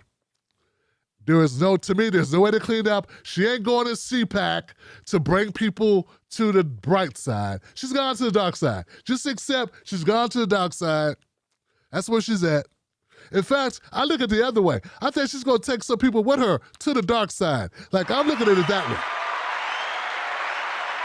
Tulsi's a smart person, and these people are trying to say, oh, well, Tulsi, she's smart. I never said she wasn't crafty. I never said she wasn't a smart lady. She's a very smart individual. She knows what she's doing. She ain't erratic. Okay? Don't give me with the erratic, or she's just emotional, she's just upset, or she's just figuring it out. No. She thought long and hard about her decisions. She's strategic. That much I know about her. Okay? I'm going to go to the next call. 419. You live. What's your name? What's your comment? Hey, Tim, it's Sealy Boo. Sealy Boo, what's going on, sister? How you doing? Not much. Just sitting here. One of the few positive things about, as I told you, I lost my job back in the fall, is I have time to sit up in the middle of the night and listen to Tim Black.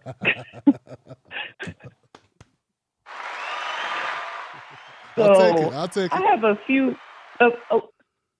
I have a list of things I wanted to talk about, and I'll try to be brief with all of them. I did want to pick up on that last caller about Tulsi. I was a little bit late in the game with my political awakening, getting involved in politics, really paying attention to what's going on. And that probably happened around 2017, 2018. And I believe the first time I ever called your show was to talk about some reservations that I had about Tulsi Gabbard. She was, during the Democratic primaries, I was a Bernie supporter, but, for my number two, I was really liking Tulsi. And then one day she made a comment, and I cannot remember what the topic was, and I wish you could go back and pull up that tape. But I remember calling you going, I don't know about that, Tim. And it was the first time I ever called your show. But she was tiptoeing around Medicare for all, and that's a topic that's very near and dear to my heart. And I think it had something to do with that and something to do with some type of war. So anyways, I was a little late in the game, and I was like, nah, something don't smell right about that chick. So I want to go back to our friend Loretta Lynch. She's just in this whole power, white power society. She is really, really doing some damage here. And it's very frustrating because in that situation, it's like, oh, see, how can you sue for racial discrimination? Look, we've got a black attorney. And that just further divides and adds to the trauma that we as Black and brown people are already experiencing, especially us ADOS. And so it's infuriating to see that play and how the NFL thinks they're being savvy, but we all see right through it. The issue is we just don't have enough power, and our leadership and our representatives don't do anything about it, and they just play right into it. Jim Clyburn, are you listening? Next thing I wanted to talk about is this whole Ukraine thing. Very frustrating, and you're right. It is the U.S. has built itself on war, and it's like endless war. We've been in war since, hell, I don't know, 1700. We've been in wars. We weren't even a country back in 1700, but just never-ending war, and that's how the wealthy keeps getting wealthier. It's also, like you said, it's to distract us. So right now, everybody's upset about these manufactured, quote-unquote, inflation, where it's just a ruse. Yes, are there some supply shortages, such as microchips? Yes, absolutely. However, a lot of this, we know there's chickens running around. Hell, I just called my mom today and said, I think I'm going to need you to send me some chickens up here because I told you, Tim, I was upset about some chicken thighs costing $10. So, I think we all should start looking into our city. A lot of people don't understand that a lot of municipalities allow you to have one or two chickens as long as you don't have a rooster. But this, I think that's manufactured. We know that chickens are alive and well in the U.S. Why all of a sudden nobody has chicken wings? But this whole Ukraine thing is to distract us from these 30% increases in used car costs. Right now there are used cars that are selling for higher prices than new cars. So this is to try to distract us from there. So that's very frustrating. And heck, I forgot what the last thing I was going to say. But anyways, I just thought I needed to call and get some things off my chest and just say hello. Yes. And let you hear my voice. I'm still here. And thank you for everything that you do and giving us an opportunity. And, this is what I was going to say. And the last thing is you are absolutely right. But we do need to get more active. The problem is with all the frustration and trauma that we experience from this constant grind of this machine that's designed to keep us down, it makes it very difficult to get out and get excited about a candidate like Nina Turner. Like, I'm supporting Nina, and I'm very excited about her, and I see some others following her footsteps, and it's really hard for me to get excited about them, because I'm like, are they going to get to Congress and be like AOC and be like, oh, Mama Bear Nancy Pelosi? So it's really hard and it's exhausting, but you're right. We need to take a deep breath, scream, and then go right back to the fight. It's tough. It's tough. Well, thank you, Silly Boo, for the call. Give it up for my caller, y'all. Come on now. Give it up for my caller. I appreciate you. Wow. Wow, it's good to hear from you. And, hang in there and just know you are family to us. And I appreciate you so much for all that you've done. And I'm with you. I'm with you on the Lynch, Loretta Lynch situation. You already know. You know where I stand on all this. Wow. It's good to know that people pay attention, and it's good to know that that the words resonate with my people, and that you got your own take, and it's like I learned from you guys. 90 seconds. I learned from you guys, so just know that. Let's go to 517. And then I got 224. So 517 and then 224. So both of you guys hang in there. I'm going to 517 just because they called in earlier. What was it, 224? I'm sorry. I'm going to 224, then 517. 224, you are live. What's your name? What's your comment? 224. 60 seconds. What up, Tim? Najee? Yeah, you hear me? Yes, sir. What's up, man? How you doing? I'm all right, man. I'm over here just listening to the show, and I'm just like, I feel like I don't want to seem like bad about saying this, but like, cause I understand the show missing, and I understand the show, and I just like, but everybody's brainwashed. I think we forgetting that we all brainwashed, and I feel like we forgetting that when you look at America, everybody's brainwashed. It's brainwashed to the point that black people don't like black people. And they don't like them because they got the same stereotypes as white people.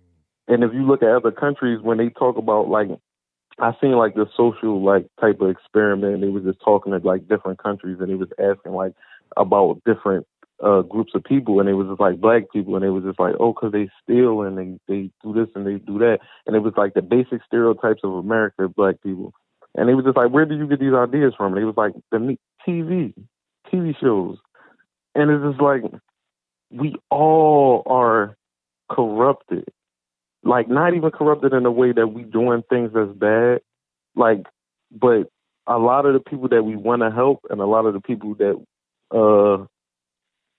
we want to activate, they brainwash. They don't know no better. And even if we do tell them, like, look, I'm standing beside you and this is what we're going to do, this is the plan, a lot of them, they don't see no way out of this because they see you as being them.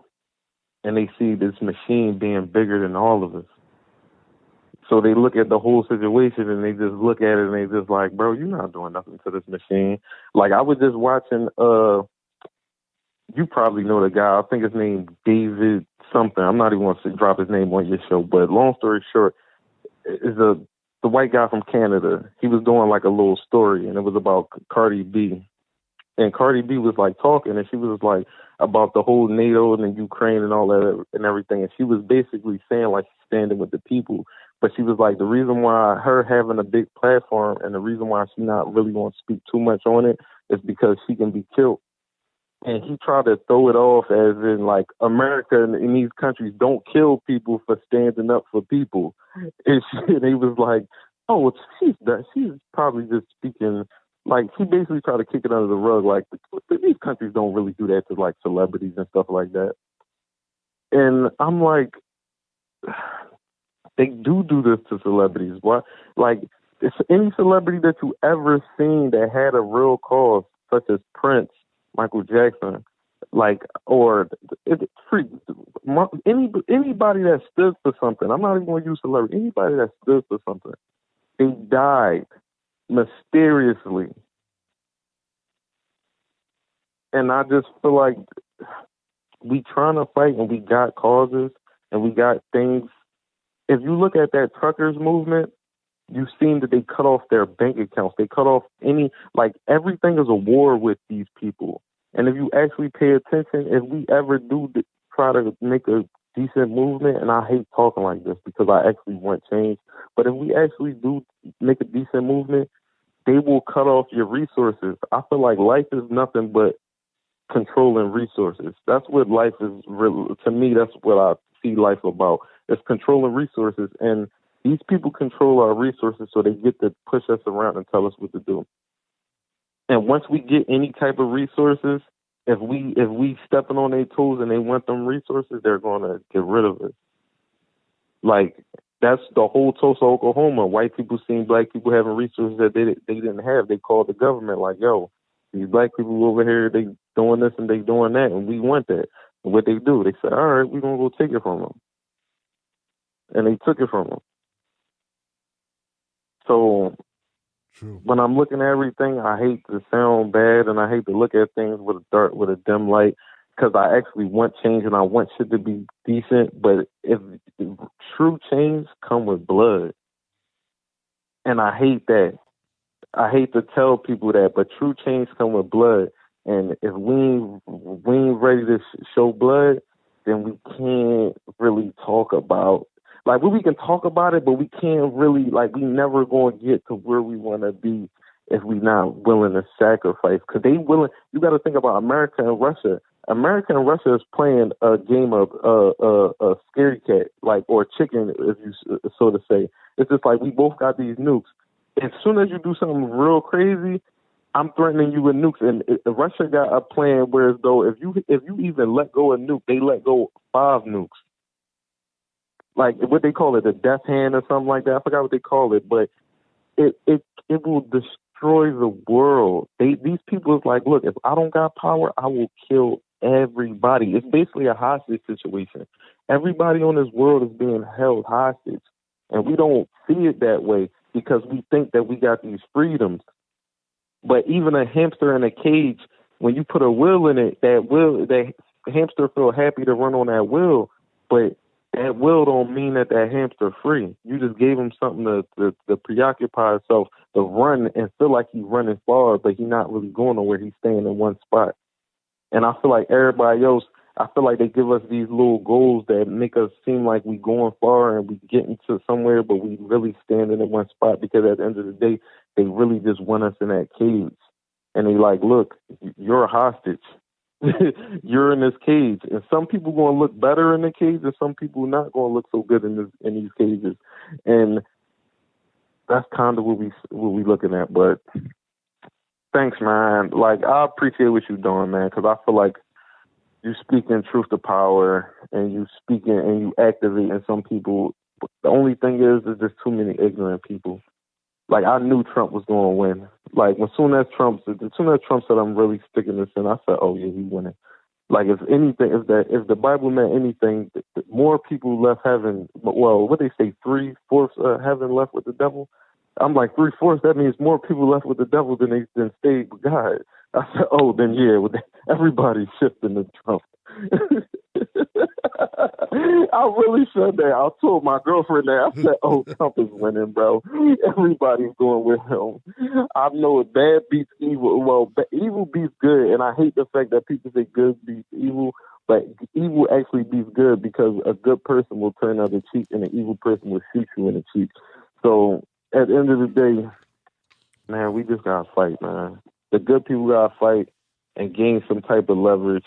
And once we got some type of leverage, then hopefully we can just activate enough people to do something. But enjoy your day, man. Enjoy your night.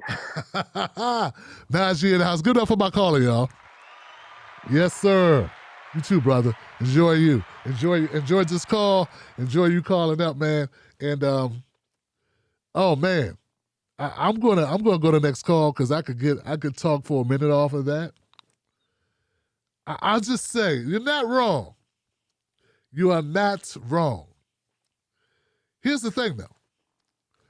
It takes a spark. It takes a spark, brother. All it takes is a spark. And America got problems. Yeah, I think a spark can do wonders. Because not everybody, people are at different stages of what you're saying, right? The youth doesn't necessarily think like you're saying.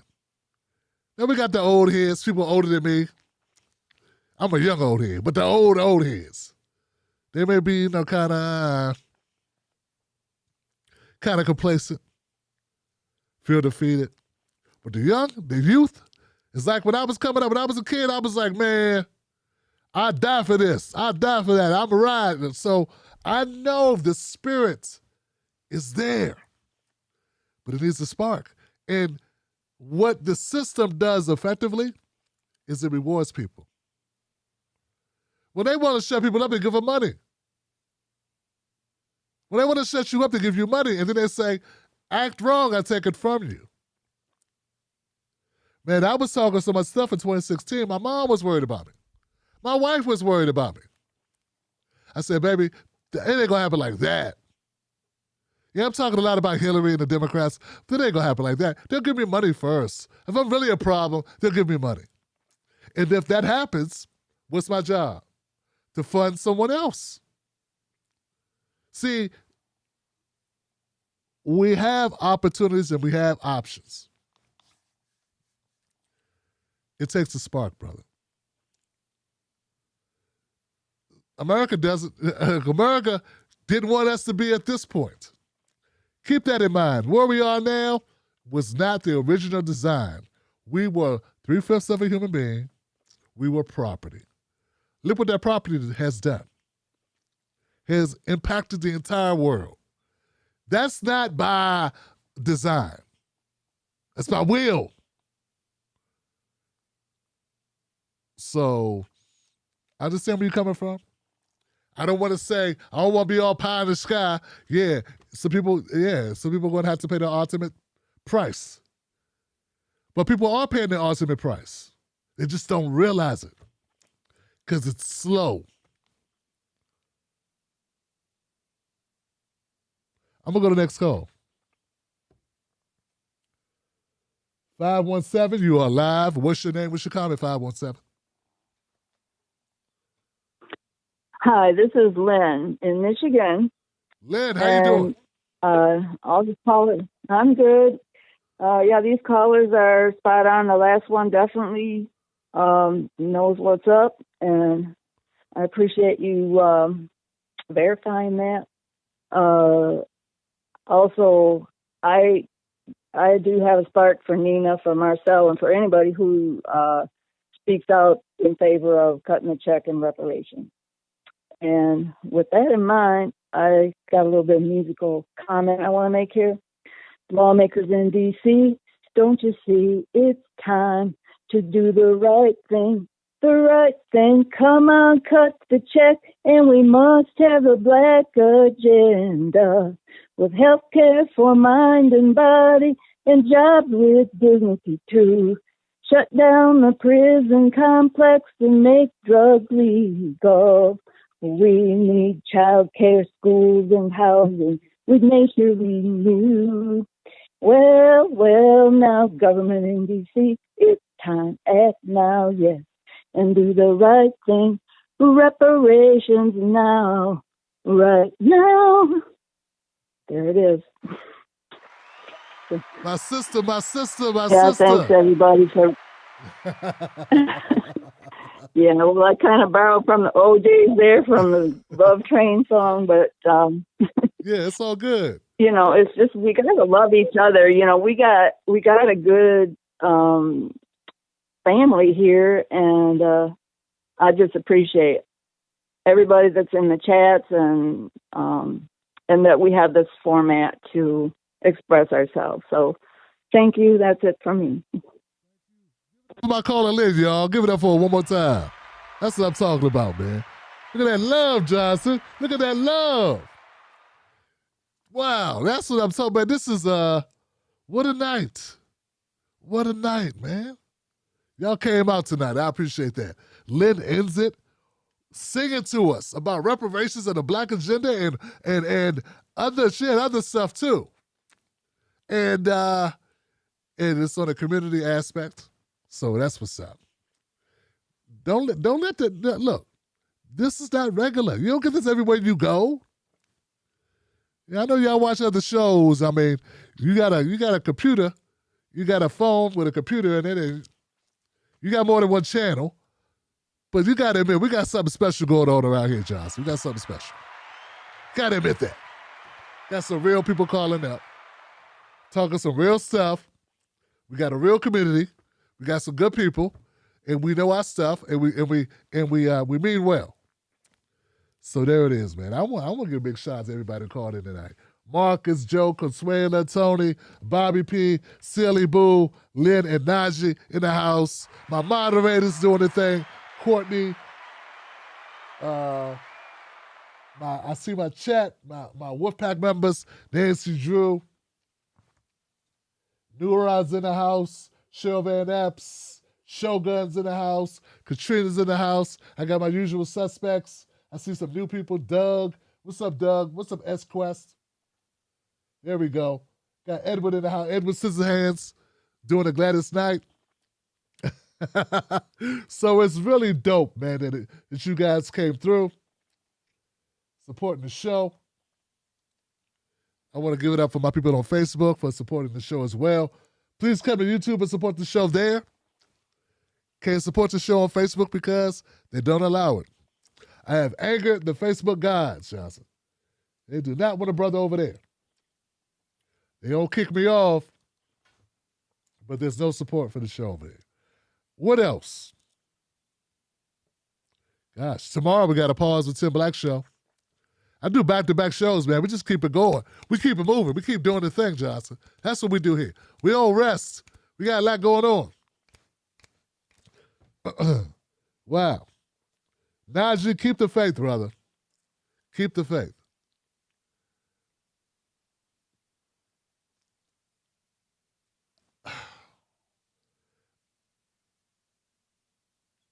Yeah. I said, how can I say this, man? We got so far to go, but we can't make progress. We can do better. I think that there can be changes done. I think there can be some. I don't think it's all going to happen overnight.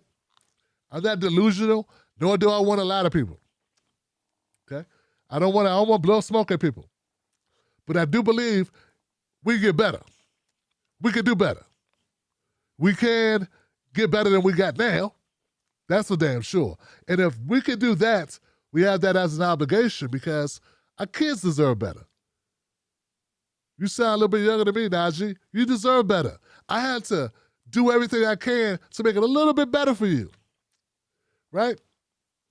Our ancestors did what they could do so that we could be here today. And I always think back, like I say, you know what? If they could survive the Middle Passage, if they could survive slavery, if they could survive Jim Crow, I could survive Joe Biden. I could survive Donald Trump. I mean, come on now. They would be like, this all you got to do is survive Trump and Joe Biden? Really? Man, this is nothing. This is light work right here. I mean, in comparison. You know what I'm saying? So that keeps me going. And, you know, I'm not saying it's a cakewalk, but for us, but I mean, in comparison. In comparison. All right, guys, that's all I got. Much love to you. Join the Tim Black Wolfpack by going to jointimblack.com. What else? That's it. That's all I got. Enough talking. Let me read the comments of my supporters. FU2 said, Black unity is a must. Thanks for your informative and truthful facts and opinions. Sheldon in the house says, shout out to the mods. Cut the check, reparations. Keith Weston, cut the check, salute. Silly Boo says, cut the check. Tony D says, cut the check. Black men and women are overworked and underpaid. Tony D in the house. Tony be killing it. Self-taught artist, what? Self-taught artists in the house. We have to be aware of our situation. Thank you, bro. It's real talk, ain't it? It's real talk, man. Silly Boo said, great show, Wolfpack. Grow your own food, get some chickens, and barter with each other. And cut the check. To everyone. To everyone. Thank you so much, guys. Remember, I got 2 YouTube channels. Actually, I got more than 2. But my other YouTube channel, No Culture Vulture, little less political. Okay? Because I like to talk about other things. I talk for a living.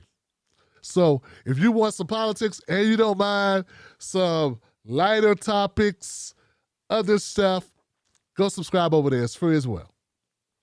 That's all I got. I got nothing but love for you. I'll see you guys tomorrow on Pause with Tim Black. For the podcast, go to TimBlackPause.com. TimBlackPause.com. All right? All right. Cut the check, Johnson. And remember, don't let nobody take your cornbread. Wolfpack.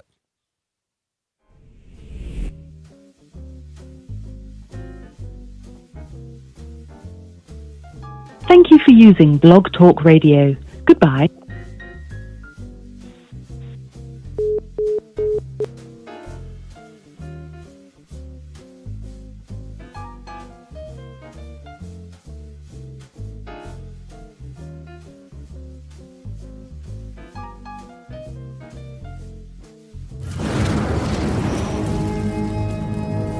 Don't fall for the banana in the tailpipe. Don't be fooled by corporate media talking heads misleading the people. Get your news and information from an entity that keeps it real. Tim Black. Tim Black is the host of The Tim Black Show. Independent news that leaves you informed, inspired, and sometimes entertained, but always in the know. Go to TimBlackTV.com and sign up today. The Tim Black Show is news for people who can't stand the news. See you there. Let me ask you something. Do they know us?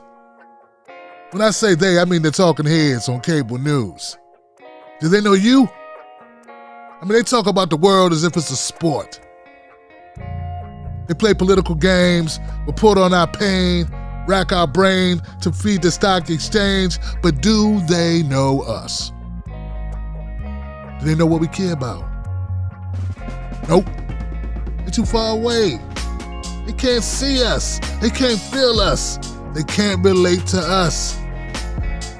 See, when you want to know what's going on in your world, trust someone who lives in your world. Subscribe.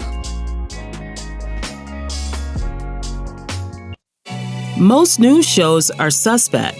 They don't focus on Black issues, and when they do, it's all fluff.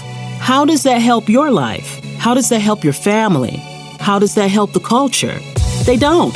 The Tim Black Show is different. Tim Black gives you news for people who can't stand the news. Real, authentic, researched, entertaining, on point. Don't let nobody take your cornbread. Visit www.timblacktv.com today. Get Black breaking news, politics, culture from someone you can trust.